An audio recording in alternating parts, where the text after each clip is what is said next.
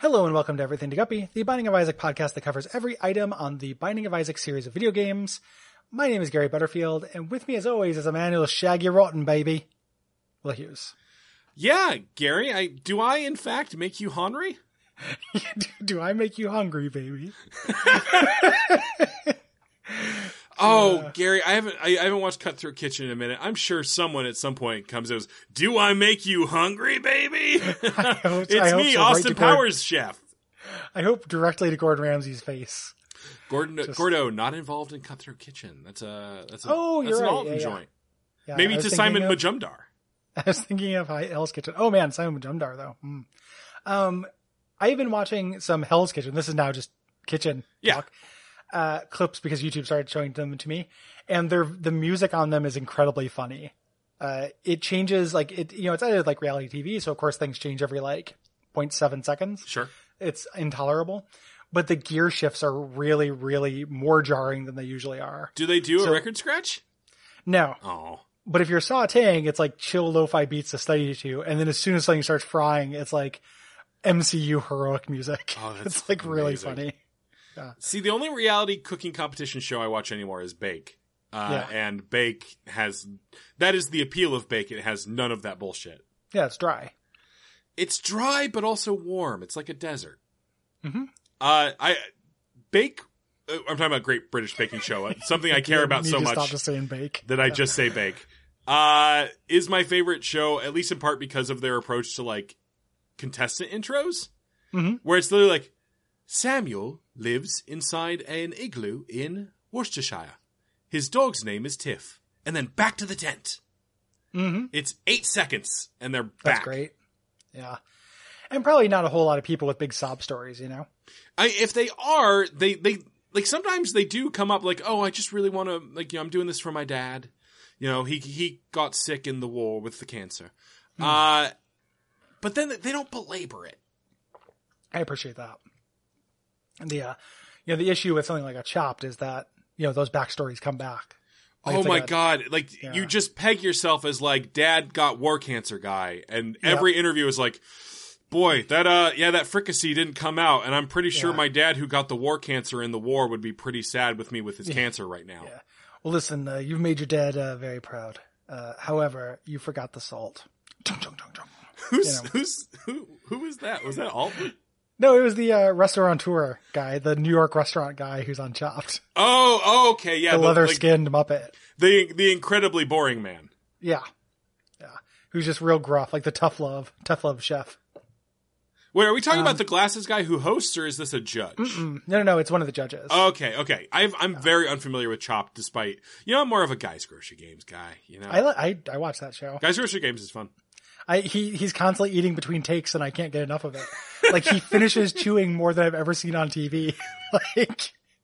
Just you get to, the camera will switch to him, and you see him swallow, and then he says his line.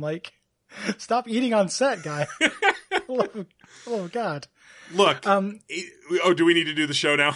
Well, I was just thinking we should say what we're doing. Yeah. I heard on topic Gary check into the call for a second. Yeah.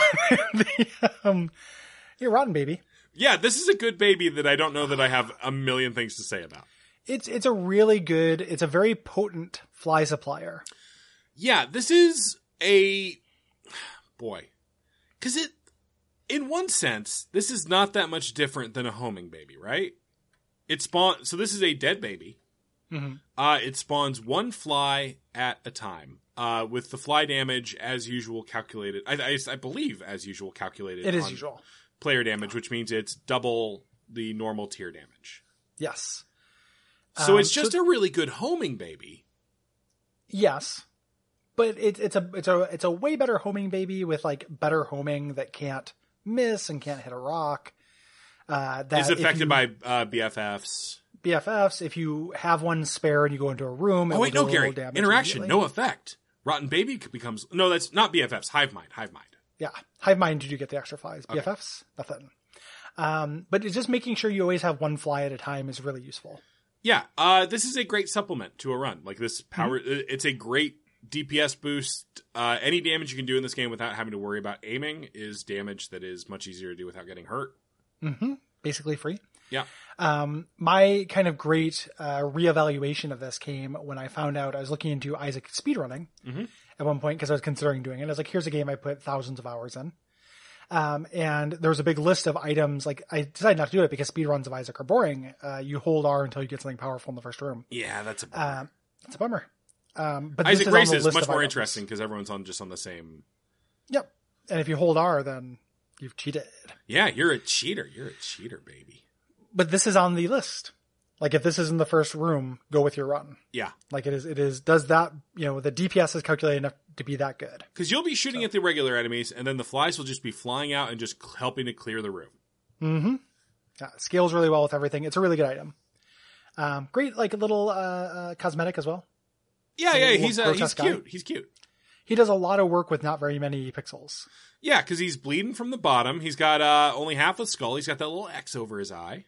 Mm-hmm. He's got a bloody mouth situation. Hello, we are the bloody mouth situation. Hello, are you a band or? It's unclear. Thank you for coming to this room.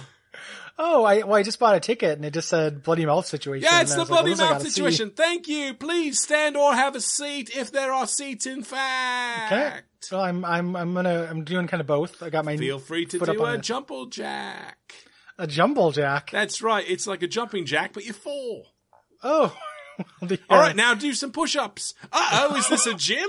Oh, no. It's a gym. Welcome to the bloody mouth situation at the gym. Oh, no. I got catfished again. Yep, Gary, it's another chance for you to exercise. Yeah, I love it. Okay, well, it will help with depression. Let's do it. Okay. Yeah, Gary. Okay, Dr. John L. Ferris. Okay. Since we've already established that you are within walking distance of a Voodoo Donuts, you could walk to the donut shop and undo all the exercise. I did that today, man. Gary? I'm basically a bunch of calories in the hole. Yeah. I had to fill those in. Listeners, feel free to put that on the chart. Yeah, put it on the chart. Of how to take Gary. Yep, all those people who are tracking my BMI at home. Oh, I meant the kidnapping chart. Figuring out exactly where you live chart. I assume that they have a BMI chart to figure out how big of a bag they need. Like, it's going to need one of those big IKEA blue boys for me. Gary, BMI has been discredited as a metric by many health-conscious people. But not for size of bag. Gary, we already have, volume measurements. I know, but I mean... Gary, how many liters are you? I don't know. Let me find out. / glug, glug, glug. A lot. Yeah. Yeah. We don't usually think about people in terms of volume. Yeah, that's true. I mean, other than, Eureka and other than the guy who did it. Well, Eureka's density. John. Oh, I guess that's true. Archimedes. John Archimedes. Yeah. That teaches you volume, though, as well, right? It doesn't. It doesn't. Okay. Am I an idiot? I don't think I'm an idiot here. I think... Because the amount of space the water goes up is how much space you are. Okay, you're right, Gary. Which is your volume. I'm the dumb fuck here. You're right. Well, you remember the name. And you know what's ultimately going to be true is somebody on Twitter in 6 weeks is going to tweet us both and say how we're both wrong about it. Yeah. And we both got something wrong about it. So I guarantee this is something, every time I've ever had one over on somebody, I've been wrong too. So it's just in life. So I guarantee we're both pretty wrong about it. But Gary, I think we've done due diligence on this episode. Can we just, can we? It's not every episode we explain density. Yeah. This, or not, as it turned out. Mm-hmm. Yeah, I said it wasn't every episode. That implies there's some episodes we don't, such as this one. Yep. Oh, boy. Yeah. Patreon.com/Duckfeed.tv if you want to support the show. You can also write us a review like Trelane did. Apparently, I hope that's a reference to the Squire of Gothos. Man, I can never tell if people are doing this on purpose or if we just invite this, but very funny, but difficult to recommend. Gary and his friend are very funny people. Yay! Just jump in, and if you pick the right episode, you might like it. Gary and associate. Yeah. Gary, other. Yeah. Oh man, listen, Will. I love all of my associates. I love all my friends. I love doing Days of Future Cast with my friend. I love doing Watch Out for Fireballs with my friend. Gary's friend. Gary's friend. That's very funny. But difficult to recommend. Funny, but difficult to recommend.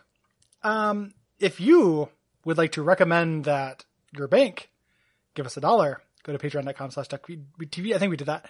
And rings, reviews, and all those things. And good night. Good night. Oh, Gary and his friend. Gary and his friend. It's very funny. I legitimately do not know if that is sincere or if that is just incredible backhandedness. My sense is, for one reason or another, that is accidental. Yeah. But it's a beautiful accident. It's so good.